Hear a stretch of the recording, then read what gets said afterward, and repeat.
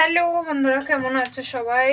আশা করি সবাই ভালো আছো। আজকে আমি বানাবো জ্যান্ত রুই মাছ দিয়ে আর আলু, ফুলকপি আর ওলকপি দিয়ে। দেখো কড়াইটা কিন্তু দারুণ গরম হয়ে গেছে। দিয়ে দিলাম তেল, সর্ষের তেল।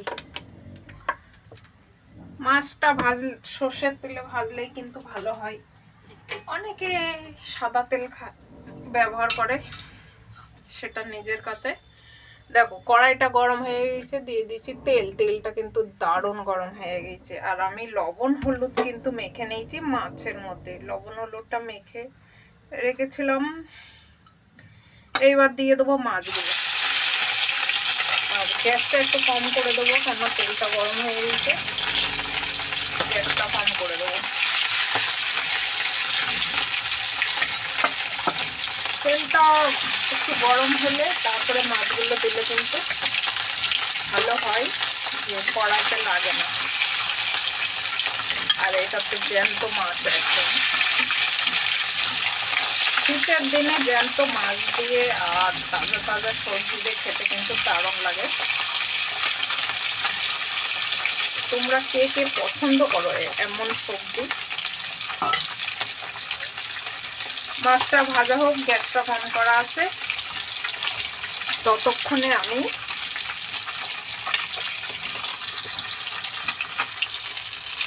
দেখো মাছটা কিন্তু দারুণ কড়া করে ভাজা হয়ে গেছে। আমরা কিন্তু একটু কড়া ভাজাই খাই, তাই কড়া ভাজা করে নিয়েছি। তোমাদের যেমন ইচ্ছে কিন্তু তেমন করে ভাজা করে নিতে পারো। এবার মাছগুলো নামিয়ে নেবো।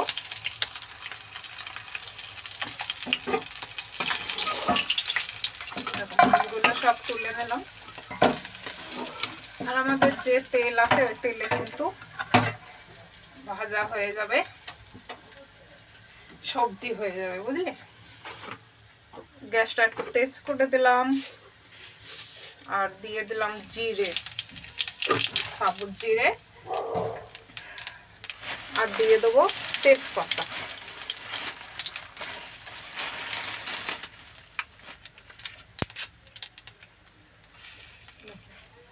তেজপাতা জিরেটা কিন্তু লাল লাল করে হয়ে গেছে ভাজা। এবার দিয়ে দেবো সবজিগুলো। আমি কেটে রেখেছিলাম আগে থেকে সবজিগুলো, কেটে ধুয়ে নিয়েছি ভালো করে। ফুলকপি, আলু আর ওলকপি।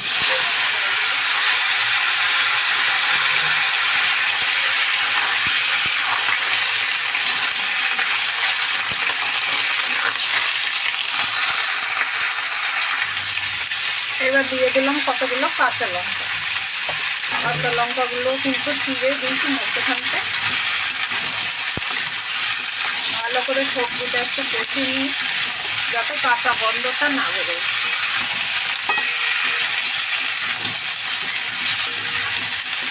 দেখো একটু জল জল ছিল, সেটা কিন্তু শুকিয়ে গিয়েছে। এবার দিয়ে দেবো লবণ।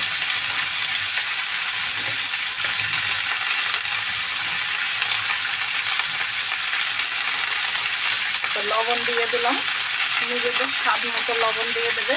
আমাদের স্বাদ মতন আমি লবণ দিয়েছি। আর দিয়ে দেবো হলুদ।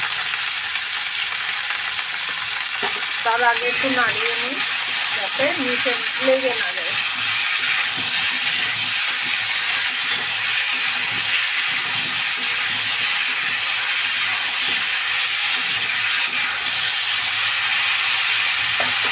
সবজিগুলো কিন্তু আমি একটু বড় বড় করে কেটেছি, কেননা একদম তাজা সবজি তো, এর জন্য একটু বড় বড় করে কেটে নিচ্ছি।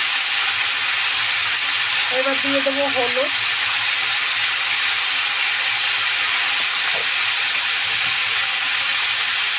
তারপরে দিয়ে দেবো জিরের গুঁড়ো।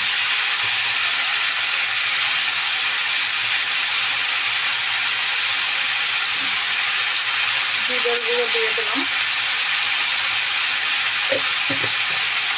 জিরের গুঁড়োটা আমি 1.5 চামচের মতো দিলাম। আবার ভালো করে সব মশলা দিয়ে একটু কষিয়ে নেবো হালকা করে।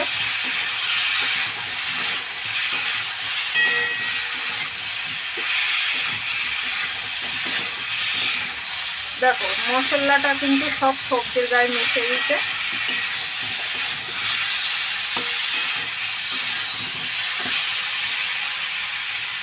এইবার দিয়ে দেবো জল, নিজেদের পরিমাণ মতো জল দেবে।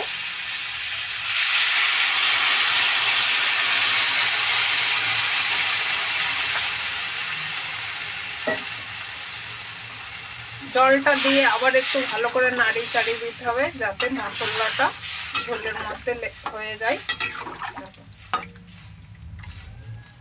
সবজির গায়ে কিন্তু আর কোনো মশলা নেই, দেখেছো? ভালো করে নাড়িয়ে চাড়িয়ে যে ফুটে আসবে সেই তখনই একটু ঢেকে দেবে যাতে সবজিটা গলে যায়।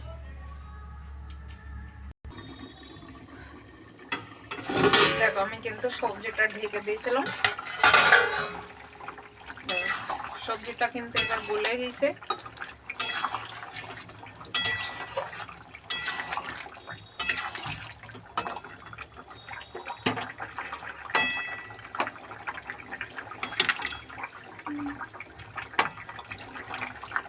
এইবার দিয়ে দেবো মাছগুলো, দেখো সেই ভেজে রাখা মাছগুলো কিন্তু দিয়ে দিলাম, দিয়ে ভালো করে একটু নাড়ি চাড়ি নেবো। সবজিটা বেশি ইয়ে করবো না, জ্বালাবো না। সবজিটা অ্যাকচুয়ালি হয়ে গেছে, সব সবজিগুলো গলে গেছে। মাছটা দেওয়ার পরে ভালো করে ফুটে আসে, তারপরে কিন্তু নামিয়ে নেবো।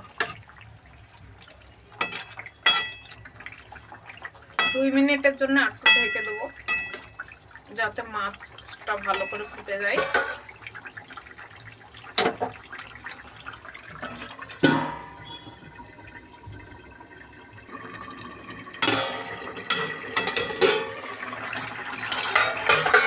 সবজিটা কিন্তু ফুটে এসেছে।